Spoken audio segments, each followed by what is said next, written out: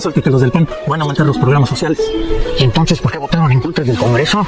Ahora resulta que Santiago Taboada está a favor de los derechos LGBTQI+. Sí, el mismo que se opuso al matrimonio igualitario cuando era diputado. Ahora resulta que al PRIAN le preocupa el tema del agua. Pues con razón la quieren privatizar desde hace 15 años. Ahora resulta que el PRI va a combatir la corrupción. Nada más se tardaron, ¿qué? ¿Unos 100 años? Ahora resulta que el cártel inmobiliario quiere que los jóvenes tengan casa propia. ¿Que no fueron ellos los que inflaron los precios? Cuando están en campaña dicen una cosa, pero después hacen otra. Este 2 de junio vota para que siga la transformación. Este 2 de junio vota para que siga la transformación.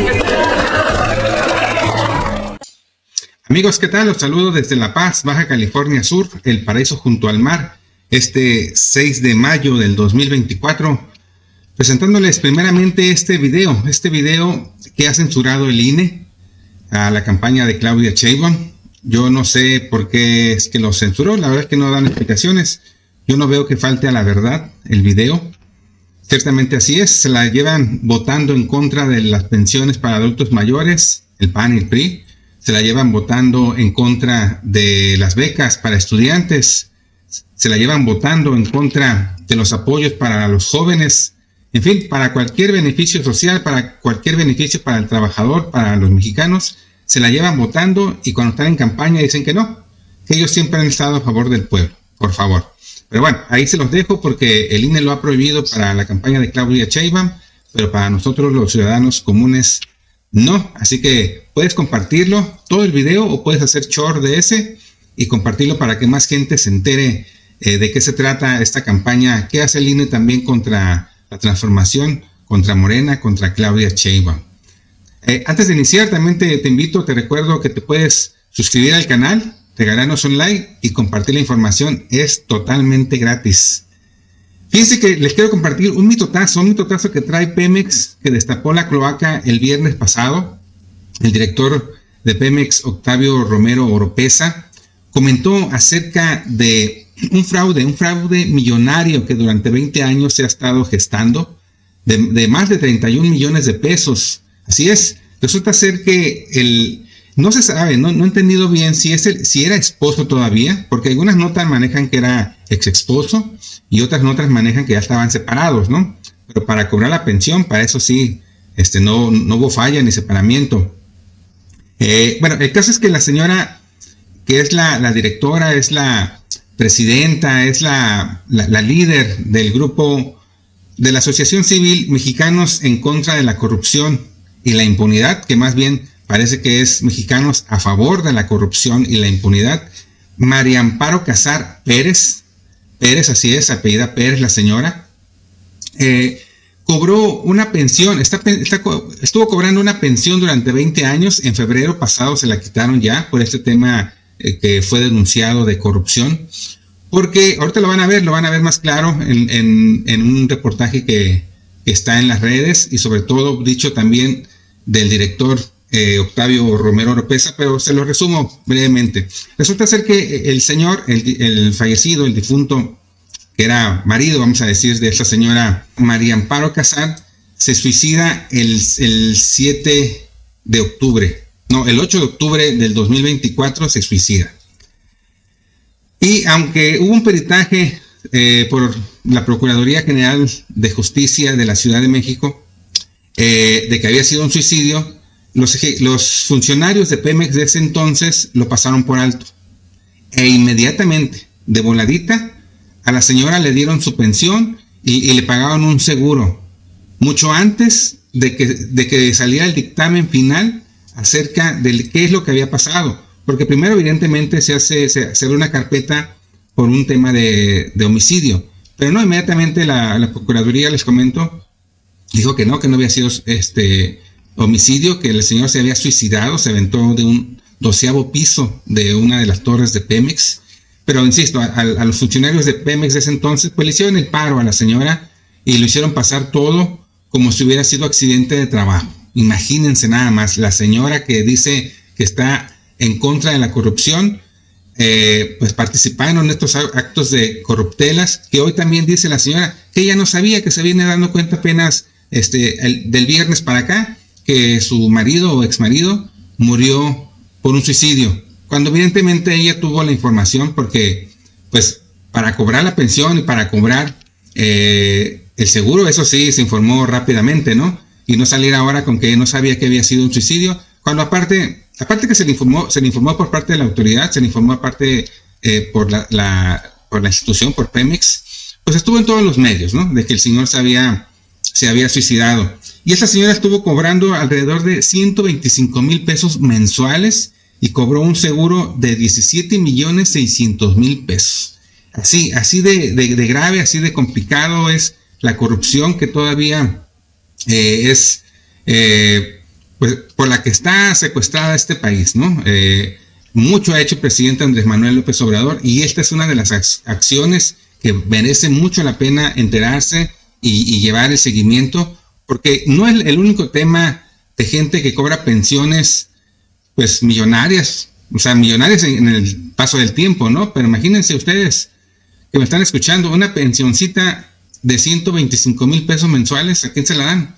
Y aparte que el señor estuvo nada más 4 meses laborando y le dieron su pensioncita, aparte de que antes de morir había pedido un crédito de algo así como 715,000 pesos para un crédito personal de 447,000 y un crédito para auto de 268, el cual evidentemente no pagó, pues porque el señor murió.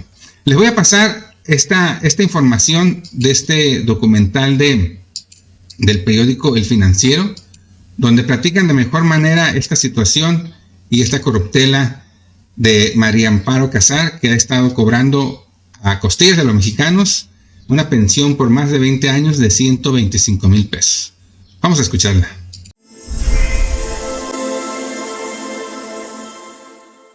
La presidenta de la Organización Mexicanos contra la Corrupción y la Impunidad, MCCI, fue acusada de corrupción. Sí, así como lo escuchaste. Este grave señalamiento lo hizo el director de Petróleos Mexicanos, Pemex, Octavio Romero Oropesa, quien declaró que este es un caso importante, porque es un caso de corrupción encabezado por quien dice combatir la corrupción, o por quien encabeza a mexicanos.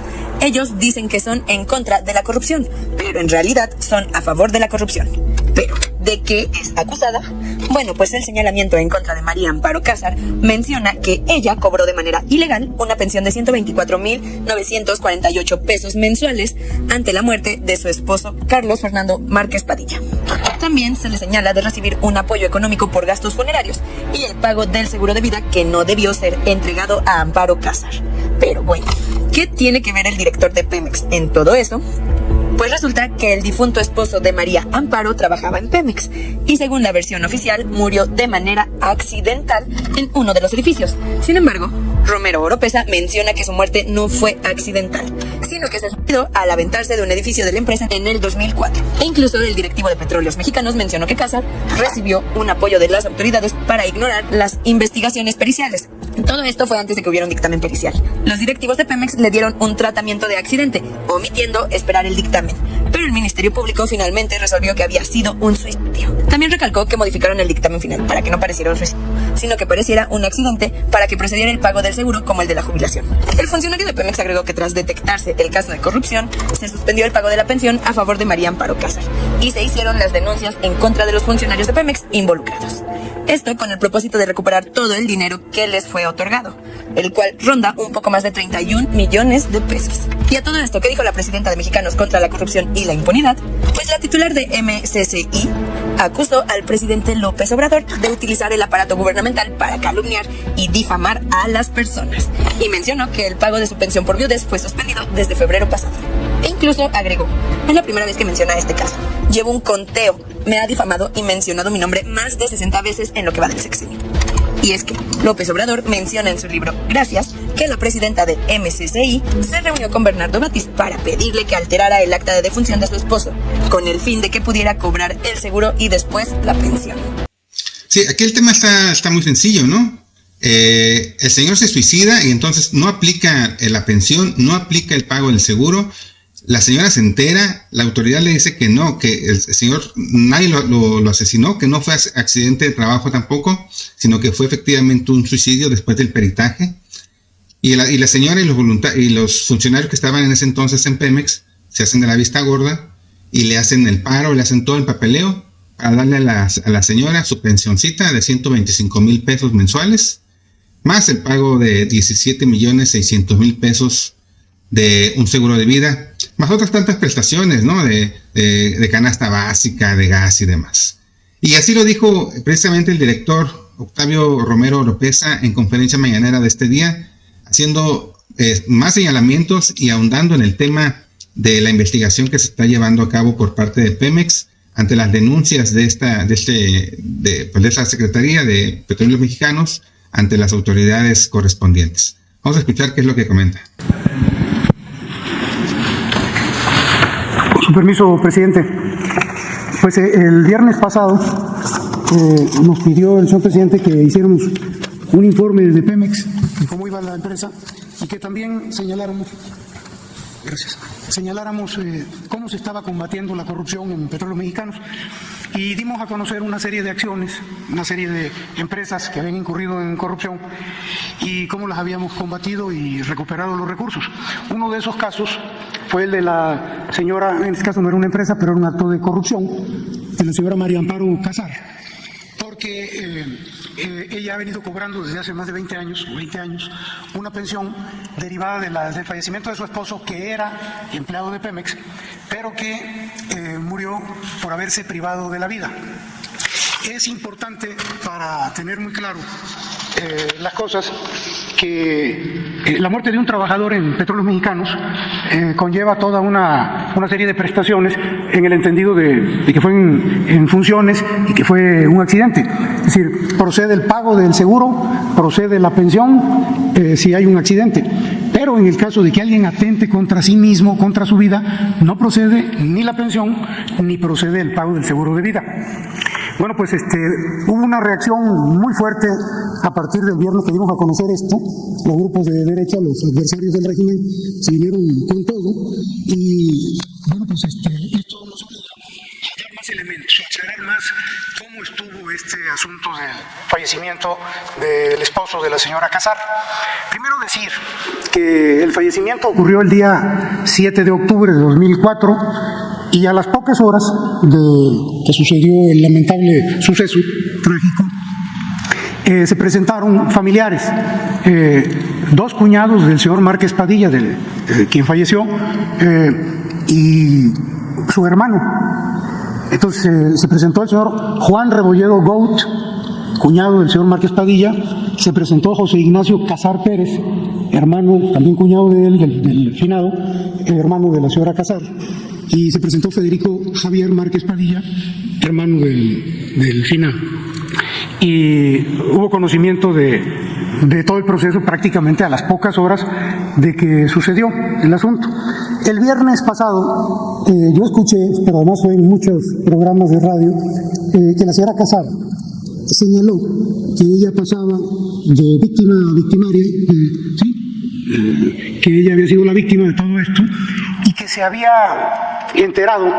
estaba enterando de que la muerte del señor Márquez Padilla obedecía a suicidio. Bueno, pues yo creo que empezaríamos a aclarar, primero dando unos datos adicionales. El señor Márquez Padilla entró el día 1 de junio de 2004. El 24 de ese mes recibió un crédito de 447,000 pesos, un crédito sobre nómina, y el día 30 de ese mismo mes, antes de un mes de haber llegado, un crédito por 268,000 pesos para adquirir un vehículo. A partir de ahí, él entra como coordinador de asesores del director de administración de Petróleos Mexicanos. La señora Casar en ese entonces era coordinadora de asesores del secretario de Gobernación. Bueno, pues prácticamente al día siguiente del fallecimiento, el fallecimiento fue el día 7 de octubre, el día 8 de octubre, el agente del Ministerio Público hace un peritaje donde señala suicidio. La investigación se abre por homicidio, pero ya al día siguiente ya hay evidencias del perito de que se pudo haber tratado de un suicidio. De manera que esto da pie a una investigación que se lleva aproximadamente 4 o 5 meses. Esto ocurre el 7 de octubre y en febrero ya la Fiscalía da a conocer el dictamen de cierre de ejercicio donde no hay homicidio, sino que lo que ocurrió, nadie privó de la vida al señor, el señor se quitó la vida 5 meses después. Importante decir que la señora Casar, el día 15 de octubre, el día 7 fallece su esposo, el día 15 de octubre ya solicita la pensión y el pago del seguro. Y una cosa curiosa, Petróleos Mexicanos, los funcionarios de aquella época, no Petróleos Mexicanos, como dice el presidente, pues no tienen la culpa Petróleos Mexicanos, los funcionarios le pagan el primer cheque de pensión ese mismo mes, el día 29 de octubre. Fue algo muy rápido, hoy es el 7 de octubre y el 29 ya recibe el primer pago de pensión. Y el 19 de noviembre, un mes, 10 días después, recibe el pago del seguro. ¿A cuánto ascienden estas cantidades? Bueno, en el caso de las pensiones, hasta la fecha en que se cortaron, que fue en febrero de este año, 31 millones de pesos por pensión, a razón de 125,000 pesos mensuales, y el seguro a razón de 17,600,000 pesos que recibió la señora Casar, sin que se esperara al cierre de la averiguación, que era lo que tendrían que haber hecho en Petróleos Mexicanos los funcionarios anteriores, esperar a que se cerrara el expediente para que quedara claro las causas de la muerte, sobre todo después de que el perito al día siguiente ya tenía evidencias de un posible suicidio. Bueno, no fue así.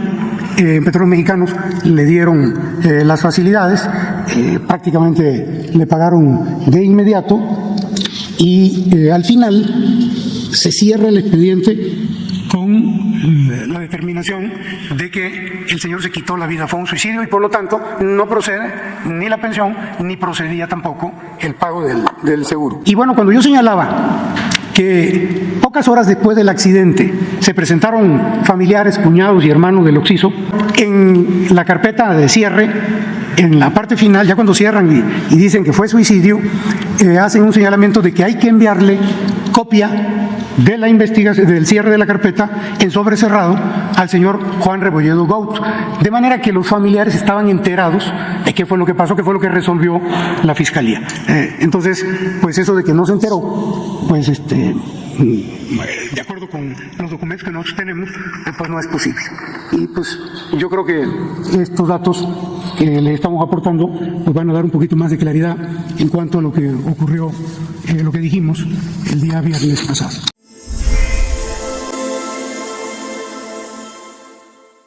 Fíjense nada más, qué tema con tanta desfachatez, ¿no? Tanto cinismo. El señor entra a trabajar el 1 de junio. A los 24 días le dan un crédito por 447,000 pesos para un crédito personal y 268,000 pesos para un crédito para que se compre un carrito el señor. Fíjense nada, y entra como coordinador de asesores, o sea, un puesto patito, un puesto inventado pues para los compitas. El señor, pues por desfortuna, se suicida el 7 de octubre y ese mismo mes, 22 días después, a la señora le pagan su cheque. Tan rápido es Pemex. Ponle mano. Cualquier persona que pasara por eso, yo estaría contentísima que en 22 días le dieran los cheques que le corresponden según a derecho, pues por la muerte de algún familiar, ¿no? Y el 19 de noviembre le dan el pago del seguro de 17,600,000 pesos. Qué cosa tan repugnante. Pero qué bueno que ya se están tomando cartas en el asunto, que le han suspendido la pensión y que ojalá no se la regresen porque evidentemente no corresponde, porque el señor, por desfortuna, por desgracia, se suicidó.